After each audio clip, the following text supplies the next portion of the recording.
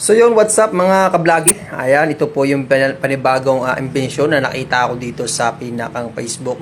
Hindi ko alam kung talagang sure yan o totoo. Pero tingnan natin mga kablagi. Sabi-sabi ka mga kablagi. Tingnan natin kung talagang legit ang kanyang ginagawa. Sinaksak doon sa pinakang outlet. Ayan, umikot yung pinakang electric fan. And then yung kanyang composition, meron siyang tinatawag na transformer. Dalawang magnet. Ano ba yan? Dalawang winding. Yan, isang magnet tsaka isang LEC. Ayan. Tingnan natin mga kablagi kung paano niya ginawa yung tricks na yan. Pero wala naman siyang nakakonect na kuryente. O itataas pa yan. Ibabaliktad-baliktad pa yan mga kablagi. O ayan. Wala namang nakakonect. Pero ang tanong, bakit nagkaroon ng ilaw at saka electric fan? So dito mga kablagi, kumuha siya ng pinakang plastic PVC na yan. And then sinulatan niya o ginuhitan niya sa pinakang pagitan ng butas na yan. At makikita natin mga kablagi may mga tanda na siya. And then ito yung gagawin niyang ilasi. Yan, gagawin niyang ilasi yan. Para na sa ganun, magkaroon ng friction yung pinakang magnet na ilalagay niya. Ayan, siyempre kailangan niyang putulin o gayatan ng pinakang grinder. Ayan, para mas madali kasi sa lagaring bakal. Ito mas maganda itong gawin. Ayan. So, ganito lang yung ginawa niya mga kablagi para magkaroon ng free energy. So, ang gagawin naman niya dyan, ayan, kadoksong po, PVC din yan. So, sukatan niya. Ayan, tinandaan. So, ito lang, kung gusto nyo itry mga kablagi, pwede naman po nyo itry yan sa inyong bahay. Hindi ko lang sure sa mga kablagi kung talagang gagana. Pero tingnan lang natin kung anong ginawa niyang diskarte para magkaroon ng pinakang free energy. Yan. So, ganun pa rin mga kablagi. Tinandaan pa rin niya ng 4. Ayan. And then, akin niya. Gagrinder niya. So, hanggang doon lang pala sa pinakang tanda lang. Ayun. Ano ba gagawin? Pagkatapos, puputulin. Ayan, pinutol. Kinuha lang pinakang lang. Ayan. So, yan siguro yung gagawin niyang LEC sa pinakang Ay, tama nga. Ayan, sinaksak lang po niya mga kablagi. So, ito yung papaikutin siguro doon sa pinaka-magneto niya. Ay, galing And then, siyempre, didikitan natin dyan ng mga glow stick. Yan, glue gun. Nasa ganun hindi makawala. Alis. Ano ito? Magnet. Mga magnet pala yan. Saan niya ilalagay yung mga magnet na yan? Siguro ilalagay yan doon sa pinakang LEC. Ayun, tama nga. Ididigat sa pinakang LEC niya. Magkakaroon nga siya ng tinatawag na friction doon sa pinakang magnet kasi negative at saka positive. Ayan, magkakontra sila. So, kaya iikot talaga itong LEC ito. Kasi magkakontra siya doon sa pinakang magnet. And then, tingnan natin kung ano yung magiging result niyan kapag nilagay na. Yan, kaya pala siya kanina inikot lang ay dire-diretso ng ikot. Ayan. So, ilagay po dyan yung pinakang magnet na bakal. Ayan na. So, dynamo. May dynamo pala siya. So, pwede nga mangyari kasi dynamo, nagkikreate po yan ng power. Ayan. Tapos, transformer. Pwede nga mangyari. So, doon sa dynamo yun, makakapag-create na talaga ng kuryente. So, kumuha ng tabla. Yan. Pagkatapos kumuha ng tabla, dyan niya siguro ididikit yung pinakang dynamo. Ayun nga. Yung ididikit yung pinakang dynamo niya.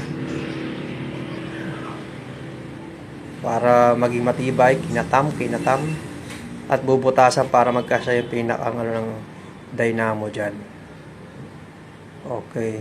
Para sa hindi po nakakalam, yung dynamo po is nakikreate po yan ng kuryente o voltahe. Ayan. So, ipapatong lang dyan po yan mga kablagi and isusuot na po yung pinakang dynamo. Ayun, sinaksak na. So, sana may connection siya ng wire. Bagay ganyan lang, yun, naikot na. Okay. So, pag pinaikot niya, yan, dire-diretso ng ikot niya. So, magkakaroon na nga tinatawag na doon, friction sa loob. So, magkakaroon na ng energy kapag kinabitan siya ng wire. Dapat may barya mga kablagi. So, tingnan natin kung anong gagawin niya dyan. Umikot nga naman siya, So, paano mo gagawin yan? Kumuha ng dalawang winding ng motors. So, pwede yan. Yan yung sa may electric pan. Pwede yan. Yan. Kukunin mo lang dyan yung pinaka power. Yan. Supply. Yan. Power supply. Kukunin mo dyan. Tanggalin mo yung pinaka speed. Ngayon, saan mo i-connect yan? And then, kinuha. Pwede nga talaga magkaroon ng tinatawag na energy yan. And then, pinag-connect yung dalawang puti. Yan.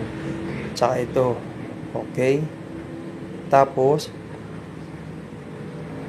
ano? Oy. Ano yan? Tinester. Tinester. So, wala. Pag pinaikot, anong mayroon? Nakakaroon nga, no? Oh.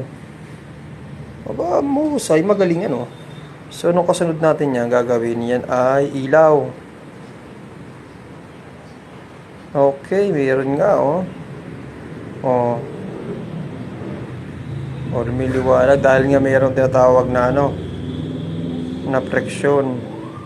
Okay, pagkatapos na ano pang gagawin? So, inalign-line. Ayan. Tingnan natin mga kablagi kung paano ang diskarte yan itong gagawin. Ay, hinina po na solderin ng rod. Ayan, tingnan natin. So, after nyan, lalagyan pa ng another wire para naman ikabit din yung tinatawag na transformer. Ayan. Yung transformer na yan ay DC to AC. Ayan, yan DC yan. Kanina ay umabot ng 3.5 volts yun. And then, ang outcome nyan ay 220. Yan, outcome. So, from 3.5 kanina, DC, and then lalabas siya ng AC, 220.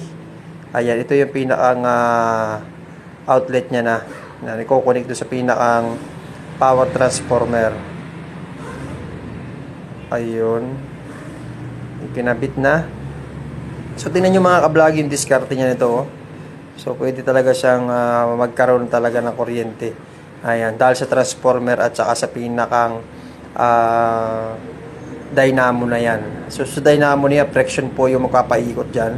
Ayan, para mag-create naman doon ng kuryente sa pinakang ano niya, winding niya. So, ayan, umikot. Magaling talagang diskarte nitong taong ito. Oh, napaikot niya. So, kasunod, ito namang bumbilya. Ay talagang lumiwanag. Oh, magaling. Oh, yun. So, napabilib mo ako, Paano mo nangyari yun? Yan. Sa mga nakakapanood, pwede nyo po siyang itaray. Try nyo po siya kung paano niya ginawa. Wala po daya yan. Titingnan nyo po siya. Walang kadaya-daya. O walang nakakunik dyan na wire. Sasabihin ng iba, may nakatago na naman dyan na battery. Ayan. Dahil nga sa power transformer from DC to AC. Kanina, tinester kanina, umabot siya ng 3.5. Yan. Volts. O DC man yun. Ngayon, umabot na siya ng 220 yan. Ayan. So, ganun lang mga kablagi. At talagang pwede nga mangyari yan kung talagang gagawin. So, yun. Kung nagustuhan mo ang video ito, pakipollow and share na rin na sa ganun ay marami ang makapanood ng video ito. So, yun lang mga kablagi. Maraming salamat sa inyong panonood. Ayan. So, gawin nyo ang technique na to. So, yun mga kablagi. Thank you for watching. Bye-bye.